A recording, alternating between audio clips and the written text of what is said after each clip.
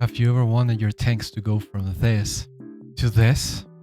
Well, today I'm gonna give you 5 useful tips to make your tanks go to a new level. So let's get straight into the video.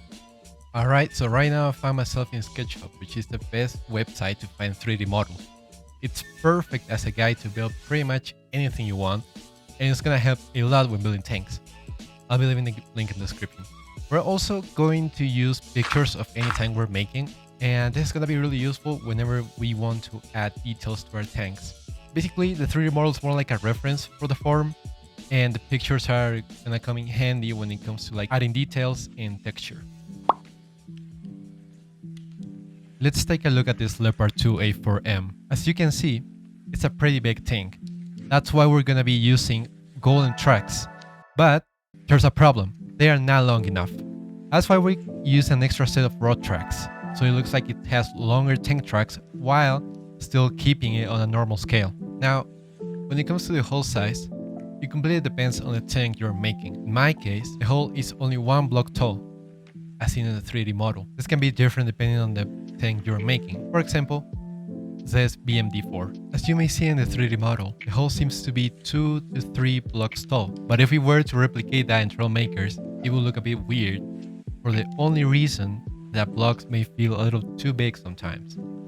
That's why I piston glitch blocks, so the hull is 2.5 blocks tall. Going back to the Leopard, when it comes to the turret size, of course it also depends on the tank you're making, but personally, I always keep my turrets on a range of 2 to 3 blocks tall. Why? Simply because I feel like 1 block tall is way too short and 4 blocks can be too tall sometimes. On my case, I made it so my turret is 2.5 blocks tall, since that's pretty much how it looks in the 3D model.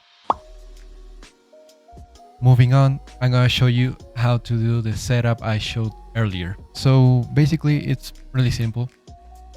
You just need 2 golem tracks, a frame, some pistons and 2 rod tracks on the back. You can also use golden tracks. You can also use golden tracks here, but I'm gonna show it to you with rod tracks. Alright, so first what you wanna do is this.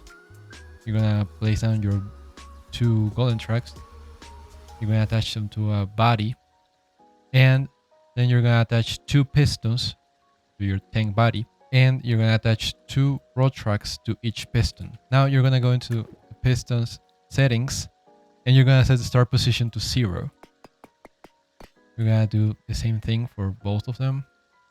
Make sure you're leaving a 1 block gap in between the 2 tracks, and that should be it. It should be working. Now keep in mind, both sides have to look the exact same. So let's say this track is 1 block forward, it won't work anymore. As you can see, they're not going in. They have to be the exact same. It also happens with blocks. So let's say I add 1 block here. As you can see, it's just glitching out. It's not even working. But if I add the same block to the other side, as you can see, it works again.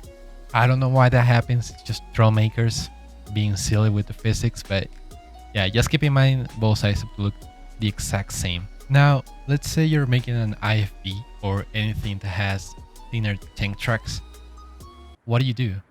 If you only want to use rod tracks? Well, you have 2 options. First, you can do the exact same setup as before. Just replace the golden tracks on the front with rod tracks. It's gonna work the exact same way. Just keep in mind, again, both sides have to look the exact same or it's not gonna work. And also, if you feel this is way too short, like you need this to be longer, you can add another set of rod tracks to the back and it should work just fine, as you can see. So we just made it longer. I usually do, as I said before, I usually do this for IFBs or anything that has thinner tank tracks, or maybe when it comes to building tanks on a smaller scale. And finally, we have custom angles. So this is pretty straightforward. I know a lot of you already know this, but I'm just gonna show it anyway. So yeah, basically, you can see here I have the same angle, just with the slight difference that on this side I'm using wedges, like normal blocks, And on this side, I'm using hinges to make a custom angle. So yeah, they're basically the same, but the most noticeable difference is that I can actually put stuff on this, such as, I don't know, any decorational block that I want, like that. So it's way better for detailing your tanks. I always use this for the frontal plates, but we'll get to that later. Also, a quick tip if you didn't know, you can use distance sensors or pretty much any sensor if you like. I like to use distance sensors because you can actually cover this bar up with decals, which you can also do with every other sensor in the game, but you will still be able to see through the decal for some reason. But on this one, that doesn't happen. So yeah, I like using distance sensors just to cover up these gaps. And yeah, there you go, have a clean frontal plate. Of course, you can also use this on the rear of your tanks, just like how I did on this Boxer. It has a custom angle on the back, so I could add stuff there. And the same happens on the front. So yeah, it's pretty straightforward.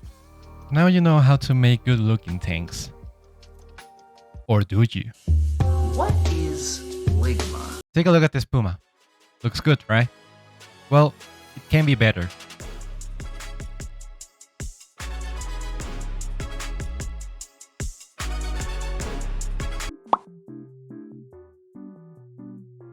I feel like one of the most important parts of building is knowing how to detail your builds, and that's what I'm going to show you how to do. Let's begin with texture. First off, there's not really a correct way to texture your build. Like, there's not a pattern you have to follow.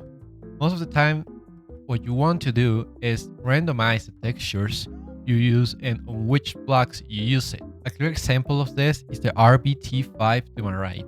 As you can see, most part of it is just random. Like, I'm not following a pattern or anything.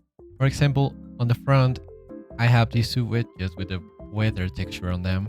I mean, these four. Then I have a panel with that texture. Then I have this panel with the rivets texture on it. Then here. Then you have the tank trucks. All of them have the weather texture. What else? These things have the wood texture.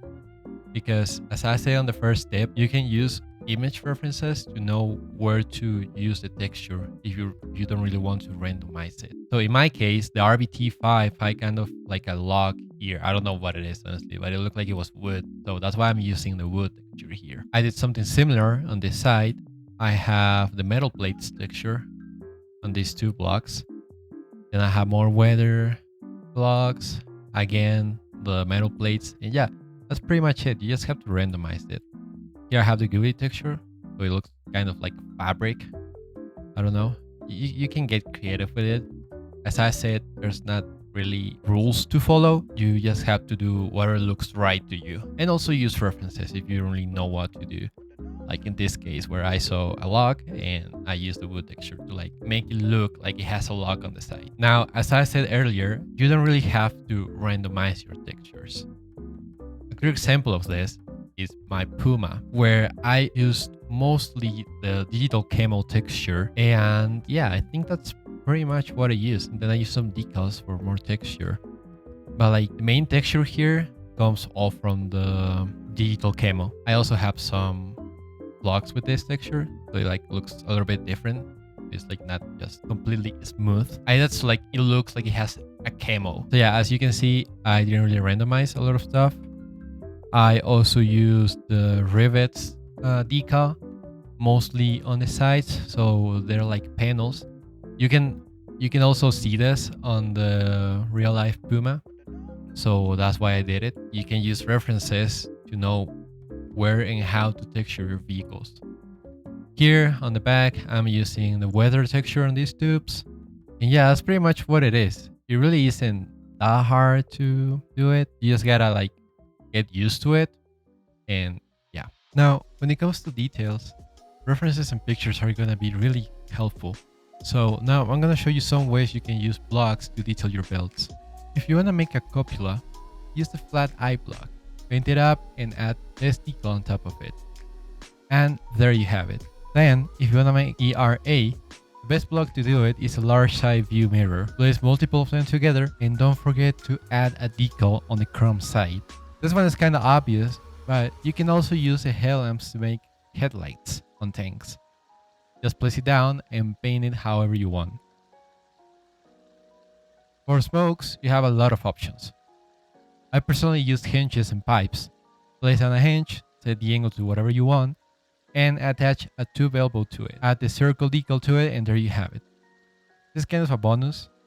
To make a good looking gas can, you can use a 2x2 block, paint it up, and add a 2x1 gripple on top. Also paint it up and add the gas can decal to the 2x2 block, just so it gives it a little bit of texture. Finally, to make tank sides, I always use taillights. Place it down and use the square decal to give it any color you want. And yeah, that's pretty much all I have for you guys. Of course, there's a lot more to it, but I'm gonna let you figure that out by yourself. And remember, the best way to improve your builds in this game is just to keep practicing. So yeah, if you liked the video, please consider subscribing and leaving a like. That's it. See ya.